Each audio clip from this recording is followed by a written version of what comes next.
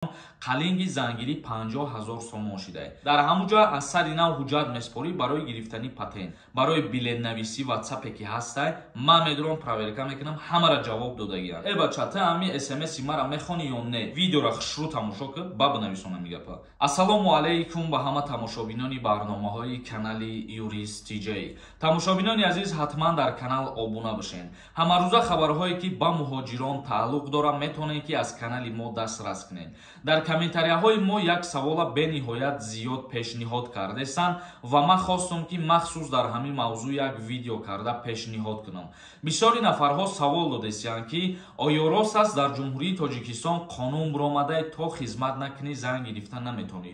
Ё боз як саволи дигар метиҳанд ки оё рост аст дар ҷумҳурии Тоҷикистон қалинги зангирӣ 50,000 сомон шудааст? Хоб бо диққат гӯш кунед мефаҳмонам. Оиди қалинги зан дар ҷумҳурии Тоҷикистон ягон намуд қонун вуҷуд надорад. Яъне ки ҳар як шаҳрванд ба чени зурраси худаш, ба чени тавоноии худаш метавонад ки ба оилаи зан қалинпулӣ бибарад. Мисол мегирем, баъзе аз оилаҳое ҳастанд ки 20,000 сомон дар шароӣ доранд. Баъзе аз оилаҳое ҳастанд ки 30,000 сомон дар шароӣ доранд. Боз баъзе аз оилаҳое ҳаст ки 10,000 сомон дар шароӣ доранд. Ва барои ин қадар пула додан қонунгузорӣ ҳеҷ як шаҳрванда манъ намекунад ва ба ҷавобгарӣ намекашад. Ибо ҷавоб ба як саволтон ва ҷавоб ба саволи дигаритон. Дар ҷумҳурии Тоҷикистон шарт ва зарур нестае ки аввалан хизмат кунӣ ва бо тариқи военни билет баъд зан мегирӣ. Мумкин вақтҳои пеш ягон 50 сол ё ки 80 сол пеш чунин буд, лекин айни ҳол ихелӣ нестай. ҳар чизеро ки шумо мешнавен оиди ҳамин масъалаҳо гапҳои мардумиай дар ягон ҷо вуҷуд надорад. касе ки тӯй карданиай бе хизмат ва бе военни билет ҳам метавонад ки тӯйша барпо кардан бигирад ва закси худша бигзаронад. ин буд як камтарак маълумотҳо оиди саволҳое ки шумо пешниҳод кардед ва дар идомаи барнома акнун комментарияҳоро мехонам. то охирша тамошо кунед то ба саволҳотон ҷавоб бигиред. Дар ҳамин ҷо як чиза қайд карда мегзарам. Касое ки дар Москва ё Московский област қарор доред ва мехоҳед ки границаи Қазоқистон бигзаред, пас инами рақамҳо да занг бизанед. ҳатман айноми ма гап занед. ин бародармон бо нархи арзон шуморо граница бурда ва ба хости худо бо соқи саломат миёратон.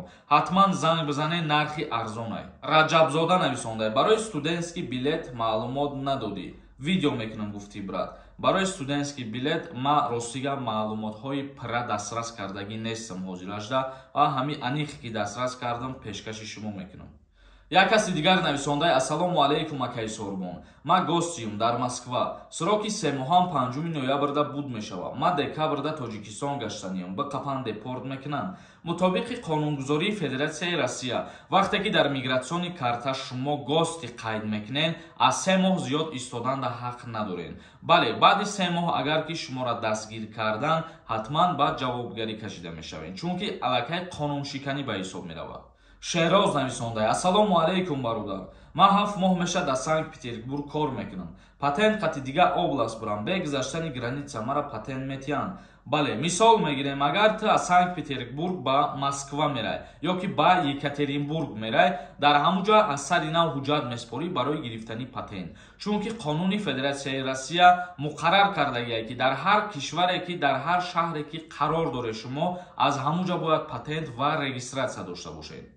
Фотеҳ нависонда. Ассалому алайкум акаи Сорбон. Ман дар Москва депорт шудам. Тоҷикистон рафтам. Бо ному фамилияма Алиш карда Москва рафтам. Қапидан срок додан. Як дар турма будам. Даҳум депорт кардан. Ман дар Москва зан ва фарзанд дорам. Чӣ хел ман депортатсия мекушам? Илтимос ба ман ҷавоб диҳед. Зинда бошӣ брат.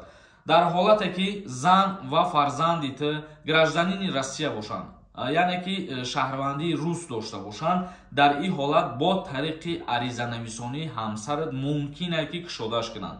вале ту дуюм бора ки аллакай қонуни Федератсияи Россияра границара нақс гардасӣ, мисол тура депортатсия кардан ва ту бо роҳи ғайриқонунӣ ному фамилията иваз карда дуромадӣ, аллакай ду бор қонуни Федератсияи Россияра ту вайрон кардӣ, метавонанд ки як умра депортатсият кунанд. ва ногуфта намонад, касое ки ба ҳамин кирдор даст мезанед, бо эҳтиёт бошед, чунки метавонанд 10 моҳ аз озодӣ маҳрум кунанд ё ки як умра депортатсия кунанд, дар ҳолате ки шумо ду бор ному фамилия алиш мекунед. Лип нависонда. Чида WhatsApp да ҷавоб наметиҳад, ё ки ин конкурс просто лахатрон пилхирияд. агар не чида мехонаву чека мебина не ки ҷавоб наметиҳад. бародари азиз, як гапе бугу ки дар як ҷо туғрӣ бигирад. Чӣ ба дурӯғ мегем баъзеите дар ҳамин мавзӯи билетгирӣ? Ман шахсан худам як рӯз пас, ду рӯз пас медорам ҳамун ватсапа проверка мекунам. барои билетнависӣ ватсапе ки ҳастай, ман медорам проверка мекунам, ҳамаро ҷавоб додагиам. Ализода нависондай, чӣ дора ин бозитон? Чандта билетай обши? обши 3500 дона билетай. билет барои чӣ бисёрай? ба хотире ки мо бисёр аксия мекунем, из-за этого количествои билет камтарак бисёртарай.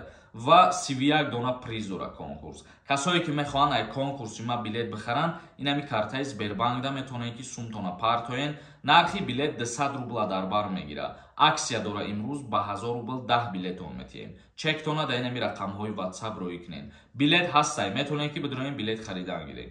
Диловар Нуров нависондай, ака ҷавоб теда гапом як бор. илтимос, мара дар ФМС ҷои патентгирӣ қапидан. дуюм паспортом бромад, як моҳ пас набошӣ гуфтан дар Россия. ман нарафтам, як сол зиёд шид, билет дорам, чӣ мешавам дар аэропорт? ҷавоб те ака илтимос.